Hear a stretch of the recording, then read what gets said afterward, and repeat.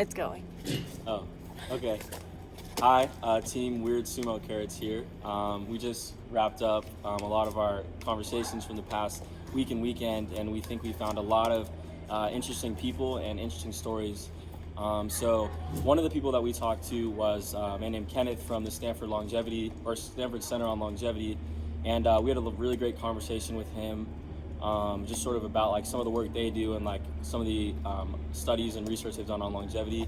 The biggest takeaway and the most insightful thing I got from my conversation with him was that kind of the stigma with exercise, like what's sort of been researched and studied in the past, is that it's sort of this baseline of 30 minutes of rigorous exercise is like sort of the standard, but they're starting to do a lot more research on shorter periods of exercise and sort of breaking in our sedentary lifestyles, just sort of breaking those long periods of sitting down with some sort of intermittent type of movement, and just kind of how that has really great effects compared to just always exercising for long periods of time.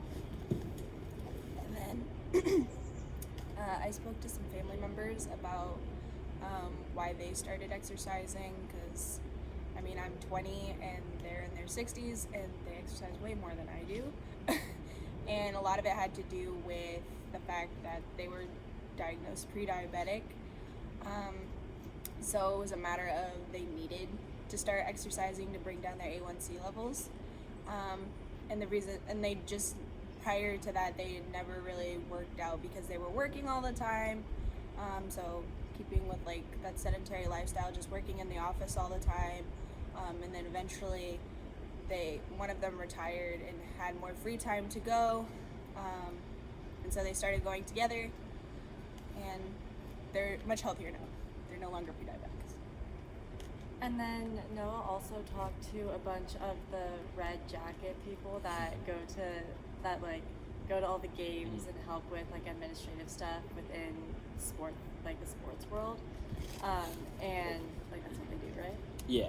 And pretty much one of the guys said that he runs every morning, or tries to run every morning at 5 a.m. with a partner, and he says it's a lot easier to be motivated and to go that early in the morning when there's someone waiting for you.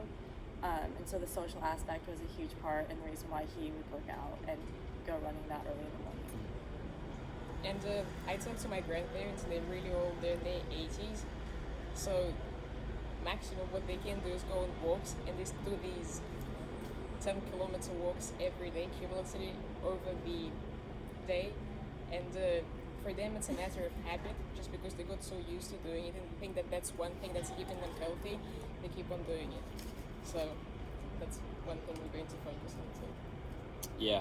So I think like going from here, a big area where we're pushing sort of our focus is like creating sort of this habit of exercise and making it like a daily part of someone's daily routine. Bye.